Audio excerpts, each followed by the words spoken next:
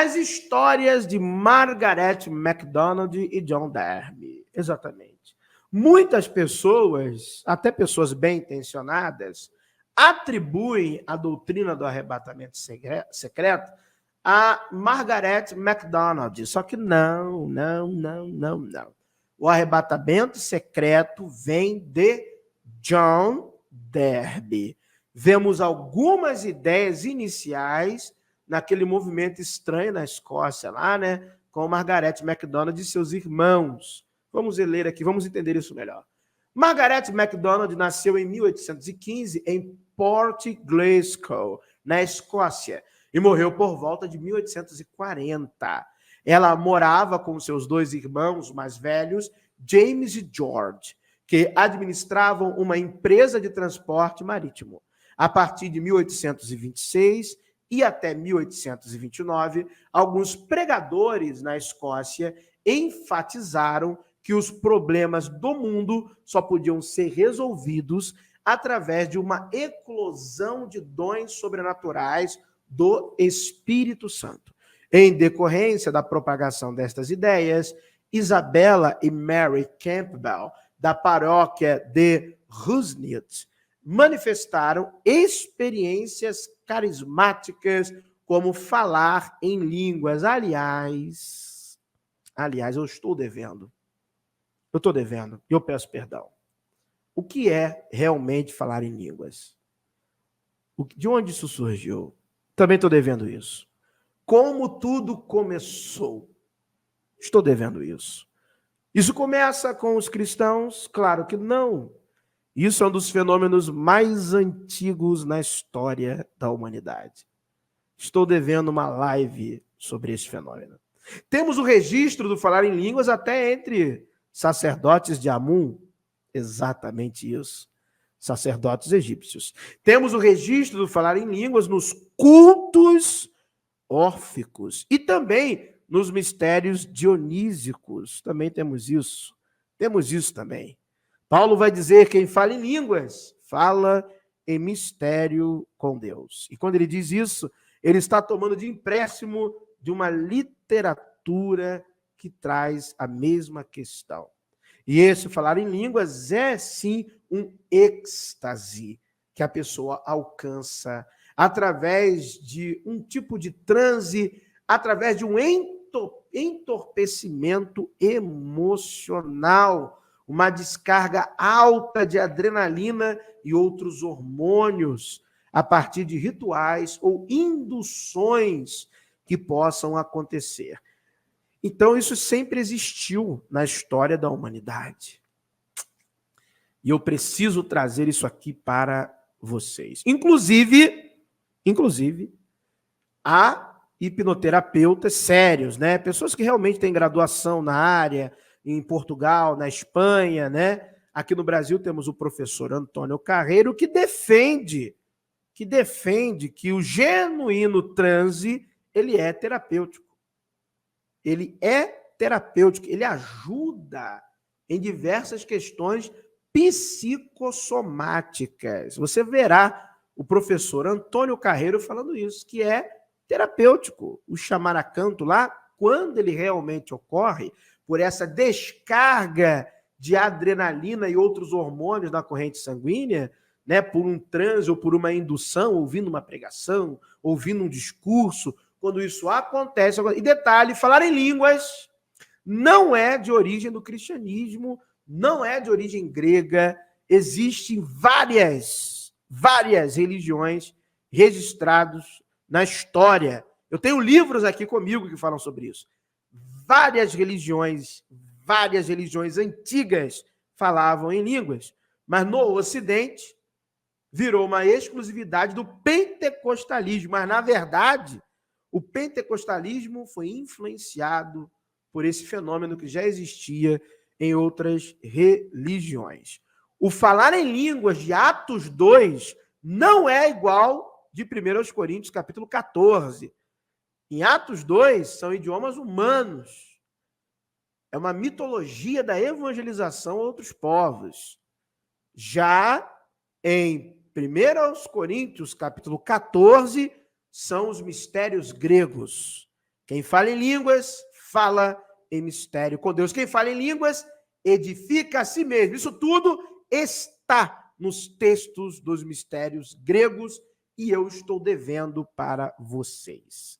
É porque realmente é muito material, eu demoraria muito para escrever sobre isto, então tenha paciência, em algum momento eu vou trazer para vocês. Mas para quem tiver curiosidade, baixe o livro Glossolalia, de Jimmy Dividen.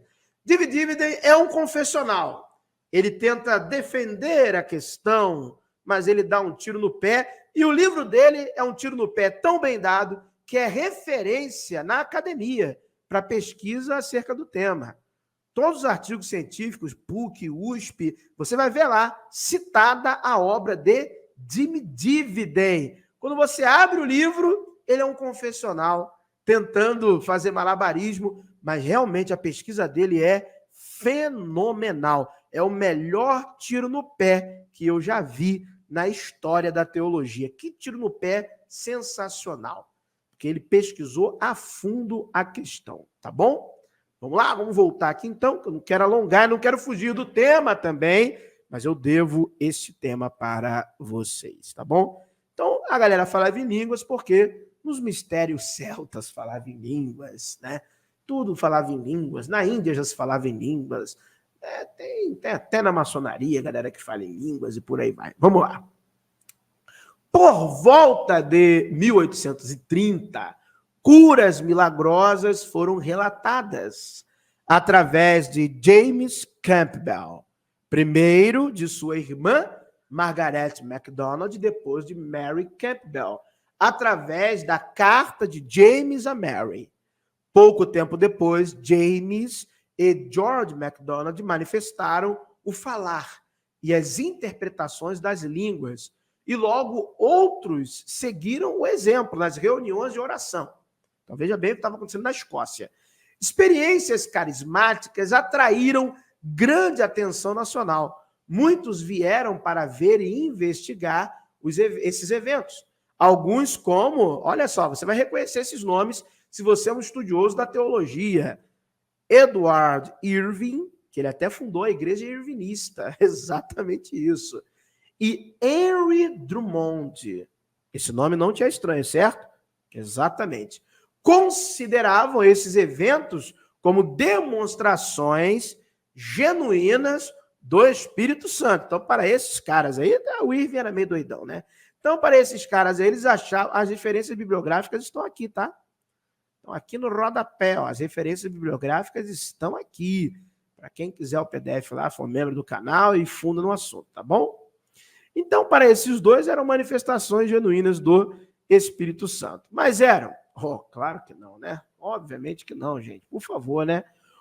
Outros, incluindo o nosso famoso John Nelson Darby e Benjamin Newton,